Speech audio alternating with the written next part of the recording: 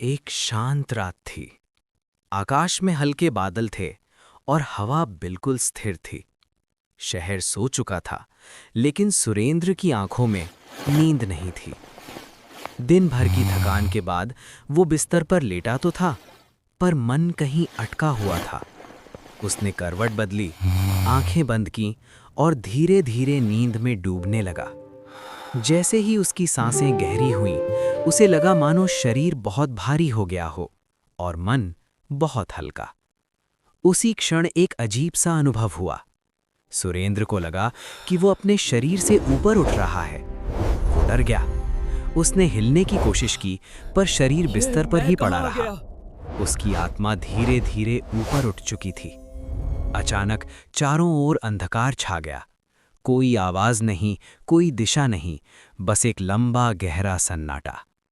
फिर बहुत दूर से एक गंभीर स्वर गूंजा, समय आ गया है। सुरेंद्र की आत्मा कांप गई। डर भीतर भर गया, लेकिन वो कुछ कर नहीं सका। अंधकार के बीच एक विशाल द्वार प्रकट हुआ, पत्थर जैसा ठोस, जिस पर अजीब चिन्ह बने थे, मानो हर चिन्ह किसी कर्म की गवाही दे रहा हो। द्वार अपने आप खुल गया। सुरेंद्र की आत्मा भीतर चली गई। अंदर एक विशाल सभा थी, चारों ओर ऊंचे स्तंभ, आकाश जितना ऊंचा गुंबद और बीच में एक अदृश्य सिंहासन। ये आत्मा का न्यायालय था। यहाँ कोई चीख नहीं थी, कोई हथियार नहीं, फिर भी ये स्थान भयावह था, क्योंकि यहाँ झूठ नहीं चल सकता था। एक प्रकाश फैला, उसमें कोई आकृति नहीं थी, लेकिन उपस्थिति इतनी भारी थी कि आत्मा झुक जाए। गंभीर स्वर बोला, डरो मत, ये दंड का नहीं, सत्य का स्थान है। तभी हवा में दृश्य उभरने लगे। सुरेंद्र का पूरा जीवन एक एक करके सामने आने लगा। उसका बचपन, उसकी गलतियां, उसका अहंकार और उसके वे पल जब उसने भक्ति को टाल दिया था। कुछ भी छुपा नहीं था। फिर दूसरा दृश्य आया। एक जन्म जहां वो धनवान था, लेकिन घमंडी, उसने दूसरों को तुच्छ समझा। फिर एक जन्म जहां वो साधु बना, पर भीतर से खाली था, भक्ति का दिखावा था, ज्ञान नहीं। फिर एक जन्म जहां वो साधारण किसान था, जो कठिनाइयों में भी नाम स्मरण करता था। हर जन्म के साथ उसकी आत्मा और सजग होती गई। तभी न्यायालय में वातावरण बदला, डर कम हुआ और शांति फैल गई। वही स्वर अब और गहरा था, क्या तुमने कभी सत्य नाम सुना है? सुरेंद्र को अचानक याद आया, एक सत्संग, एक दोहा जिसे उसने कभी हल्के में लिया था। कबीर, करम बिना कोई नहीं छूटा, लाख जतन कर देख। न्यायालय में वही वाणी अर्थ सहित गूंज उठी। उसे समझ आ गया कि यहाँ कोई पक्षपात नहीं, न देवता न दानव, सिर्फ कर्म और सत्य। स्वर बोला, कबीर साहिब ने मार्ग पहले ही बताया था, तुमने सुना पर समझा नहीं। सुरेंद्र की आत्मा कांप उठी। ये डर नहीं था, ये जागरण था। कुछ पल मौन रहा, फिर निर्णय नहीं बल्कि अवसर दिया गया।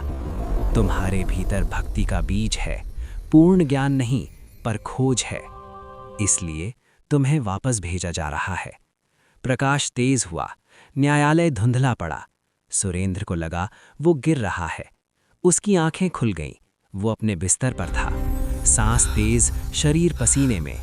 डर था, लेकिन भागने वाला नहीं, समझने वाला डर।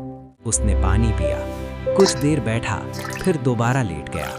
जब नींद आई तो सपना नहीं आया, बस एक शांति थी। सुबह जब सूरज उगा, सुरेंद्र बदला हुआ था। डरा नहीं, उदास नहीं, बस जाग चुका था। और उसके भीतर कबीर साहिब की वाणी अब पहली बार सच लग रही थी। रात का अनुभव सुरेंद्र के भीतर गहराई तक उतर चुका था। सुबह की पहली किरण खिड़की से भीतर आई, पर यह वही सुबह नहीं थी जो हर दिन आती थी। आज उसके भीतर कोई सवाल जाग चुका था और कोई पुकार भी। दिन भर वो अपने काम में लगा रहा, पर मन बार बार उसी न्यायालय में लौट जाता। वही स्वर, वही सत्य और वही नाम, कबीर। शाम ढलने लगी, हवा में हल्की ठंडक थी। तभी उसे याद आया, आज पास के गांव में कबीर साहिब के नाम का सत्संग है।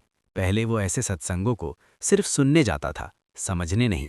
लेकिन आज उसके कदम अपने आप उठ गए। वो पैदल ही चल पड़ा।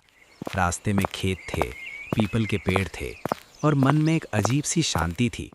सत्संग स्थल पर पहुंचते ही उसका मन ठहर गया।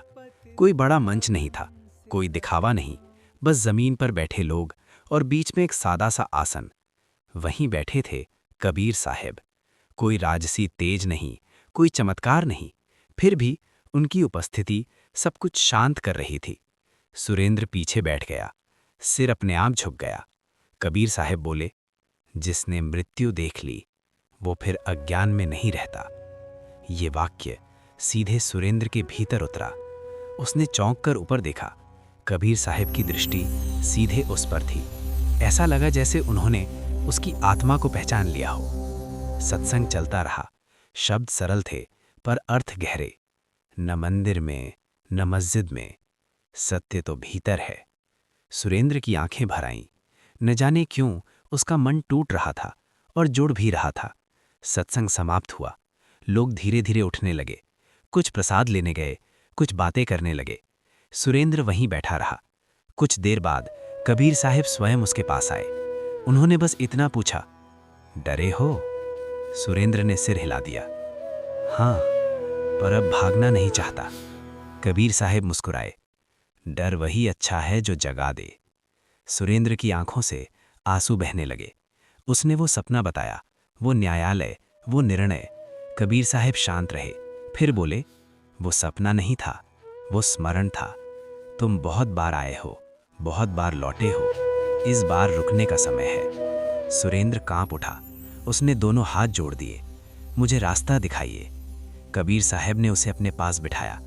कोई मंत्र ऊंची आवाज में नहीं, कोई ढोल नगाड़ा नहीं, बस धीमी आवाज सीधे कान में उतरती हुई।